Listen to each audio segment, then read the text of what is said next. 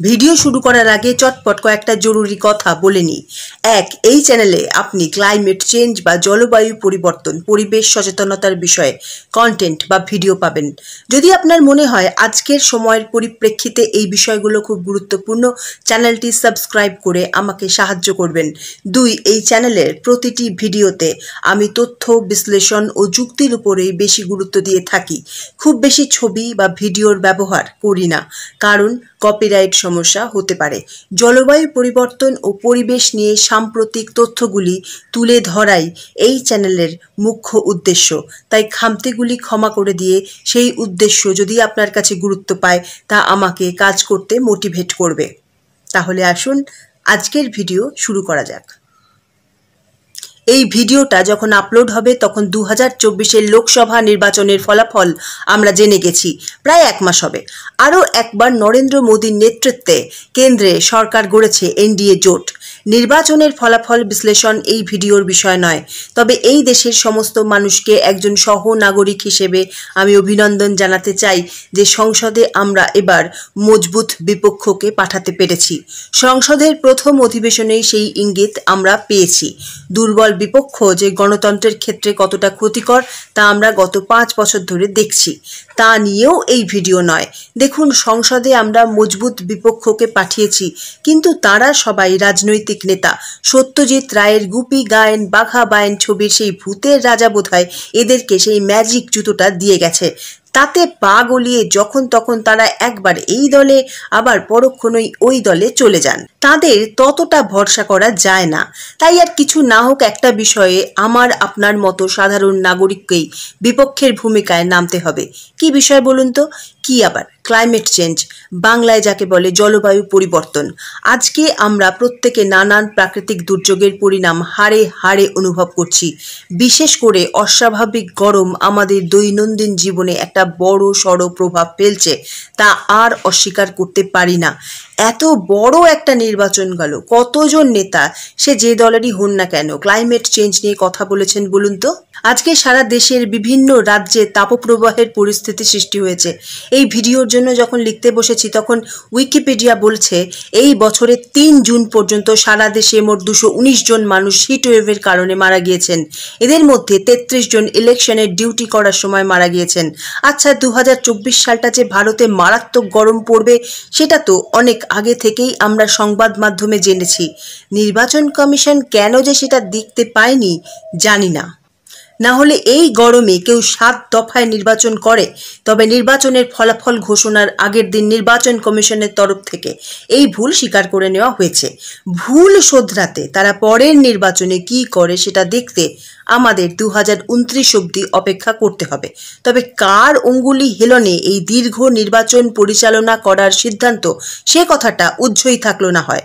সবটাই তো বোঝেন, আমার নতুন চ্যানেল, সাবস্ক্রাইবার নেই, ভিউ এমনিতেই হয় না, তাই অযথা বিতর্কে জড়াবো না। শুধু বলবো, নিজেদের ভালো নিজেরাই বোঝার সময় এসে গিয়েছে। সরকারের উপরে বা রাজনৈতিক নেতাদের উপরে চোখ বুঝে ভরসা করার দিন গিয়েছে। বিপক্ষে দাঁড়ানোর সময় এসে গিয়েছে। কেন? কারণ ক্লাইমেট চেঞ্জ এমন একটা বিষয় যার কবল থেকে রক্ষা পাওয়ার উপায় আমাদের কারণ নেই। প্রকৃতির কাছে আমরা ভীষণ অসহায়। আর প্রকৃতির রোষের মুখে সবচেয়ে বেশি অসহায় দেশের সাধারণ মানুষ। কেন্দ্রীয় মন্ত্রী যদি গরমের প্রকোপ সহ্য করতে না পেয়ে অজ্ঞান হয়ে যান, তাকে সেবা করতে অনেক মানুষ আছেন।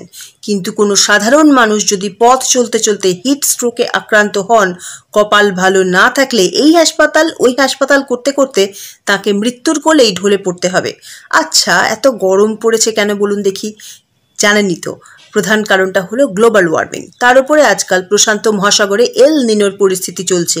এই বিষয়ে জানতে হলে আমি ইতিমধ্যেই একটা ভিডিও তৈরি করেছি, প্লিজ দেখবেন। এখন প্রশ্ন হলো, গ্লোবাল ওয়ার্মিং হচ্ছে তো রাজনৈতিক নেতারা কি করবেন? তারা কি ইচ্ছে করে গরম পড়াচ্ছেন নাকি? তাহলে মনে করিয়ে দিই লাদাখের কথা। নির্বাচনের ঠিক আগেই আমরা দেখেছি লাদাখের মানুষ সেখানে সংবিধানের 6ষ্ঠ তফসিল কার্যকর করার দাবিতে কিভাবে আন্দোলন করেছেন। কারণ লাদাখের মানুষ 6ষ্ঠ তফসিলের অধিকারের মাধ্যমে লাদাখের সংবেদনশীল পরিবেশ রক্ষা করতে চান। তৎকালীন বিজেপি সরকারের তরফ থেকে বারবার প্রতিশ্রুতি দেওয়া সত্ত্বেও ঠিক নির্বাচনের মুখে এসে তা নাকচ করে দেওয়া হয়েছে। সোনম ওয়াংচুকের মতো জনপ্রিয় সমাজ ও পরিবেশ কর্মী 21 দিন ধরে অনশনে বসেছেন। সরকারের তরফ থেকে অন্তত ভদ্রতা করেও তাকে অনশন উঠিয়ে নেওয়ার অনুরোধ জানানো হয়নি। দেশের একজন বিশিষ্ট মানুষ, দেশের কাজে যার উল্লেখযোগ্য অবদান রয়েছে, তার ক্ষেত্রেই সরকার কতটা উদাসীন ভাবুন। সাধারণ মানুষকে কি তারা ধর্তব্যের মধ্যে আনবেন? আর কেন্দ্রে তো এবারে সেই বিজেপি সরকারই এসেছে, তাই লাদাখের 6ষ্ঠ তফসিলের অন্তর্ভুক্তির দাবি কেন্দ্র সরকার আদৌ কান দেবে না সেটা আশা করা যায়। কিন্তু বিরোধী পক্ষের তরফেও কি কোনো জোরালো আওয়াজ শোনা গেছে? একমাত্র তৃণমূল সাংসদ মহুয়া মৈত্র সংসদে তার বক্তৃতায় এই বিষয়ে উল্লেখ করেছেন। লাদাখ থেকে এইবার লোকসভা নির্বাচনে জিতে সাংসদ হয়েছেন নির্দলীয় প্রার্থী মোহাম্মদ হানিফা।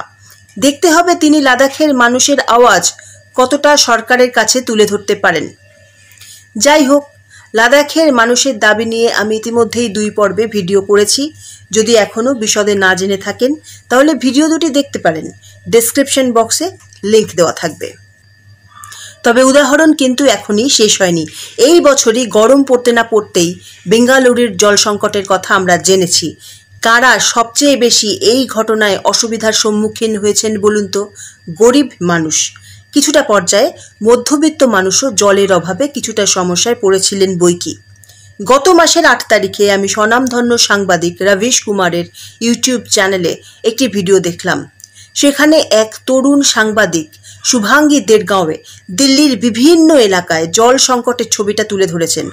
ভিডিওটা পারলে দেখবেন দৈনন্দিন প্রয়োজনে জলের জন্য কোন শ্রেণীর মানুষ নিরন্তর সংগ্রাম করে চলেছেন। আর এই সমস্যার সমাধানে দিল্লি সরকারের ভূমিকার কথা নাই বা বললাম। মানুষ জল পাচ্ছে না ঠিক মতো, সেখানে জলের অপচয় নিয়ে তারা জরিমানার ভয় দেখাচ্ছেন। ভাবুন। শুধু তাই নয়, দিল্লির আপ সরকারের মন্ত্রী আতেশি দেখলাম হরিয়ানা সরকারের বিরুদ্ধে জল সত্যাগ্রহ করার জন্য অনশনে বসেছেন। বিজেপি সরকারের বিরুদ্ধে খানিকটা রাজনৈতিক ঢোল বাজানো ছাড়া তাতে সমস্যার কতটা সমাধান হবে তা ঠিক জানি না। উদাহরণ এখানেই শেষ নয়। গত বছরই বর্ষার মরশুমে আমরা দেখেছি হিমাচল প্রদেশে কিভাবে বন্যায় একের পর এক বাড়ি ধসে পড়েছে। উত্তরাখণ্ডের যোশী মঠের একের পর এক বাড়ি মাটির নিচে বসে যাচ্ছে। কেন হয়েছে এসব? পাহাড়ের সংবেদনশীল পরিবেশ নষ্ট করে একের পর এক বেপরোয়া নির্মাণ কার্য হয়েছে। পরিবেশবিদরা অন্তত তাই বলছেন, কিন্তু সরকারের তরফ থেকে এই বিষয়ে অস্বীকার করা হয়েছে। কাদের বাড়ি বলুন তো এই প্রাকৃতিক দুর্যোগের ফলে ক্ষতিগ্রস্ত হয়েছে? কাদের দিনের পর দিন ঘর হারিয়ে রিলিফ ক্যাম্পে থাকতে হয়েছে? আমার আপনার মতো সাধারণ মানুষকে।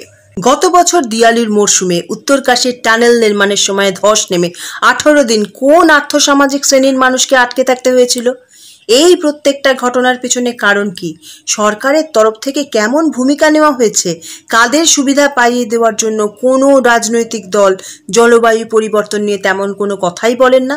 সংসদের প্রথম অধিবেশনের কথাই ধরুন।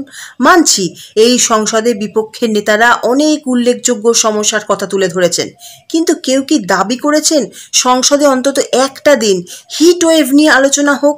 নেতা প্রতিপক্ষ রাহুল গান্ধী শুধুমাত্র একটি টুইটে উল্লেখ করেছেন হিটওয়েভ নিয়ে মোদী সরকার কোনো পদক্ষেপ করছে না। এই বুড়ি ছোঁয়ানোটাই কি যথেষ্ট? দেখুন, এইসব কটা ঘটনা নিয়েই আলাদাভাবে বিশদে অনেক কথা বলার আছে। একটা ভিডিওতে তো বলা সম্ভব নয়। আমি বারবার এই চ্যানেলে এই বিষয়গুলি নিয়ে আলোচনা করব। নতুন সরকার এসেছে, শুরুতেই সতর্ক হয়ে যান। শ্বাস নেওয়ার জন্য পরিষ্কার বাতাস, বেঁচে থাকার জন্য বিশুদ্ধ পানীয় জল আপনার অধিকারের মধ্যেই পড়ে। নিজেরাই এই বিষয়ে আওয়াজ তুলুন। সরকারের কোনো সিদ্ধান্ত যদি আপনার জীবনে ক্ষতিকর প্রভাব ফেলে, আওয়াজ তুলুন। মনে রাখবেন, গণতান্ত্রিক দেশে সরকারের সমালোচনা করলে মোটেই দেশের সম্মানহানি ঘটে না, আর তাতে কেউ রাষ্ট্রদ্রোহীও হয়ে যায় না। তাই নিজেদের অধিকার বুঝে নিতে এই দেশের নাগরিকের এবার সংঘবদ্ধভাবে শক্তিশালী বিপক্ষের ভূমিকায় দাঁড়ানোর প্রয়োজন এসে গেছে। আজকে এখানেই শেষ করলাম। ভালো থাকবেন।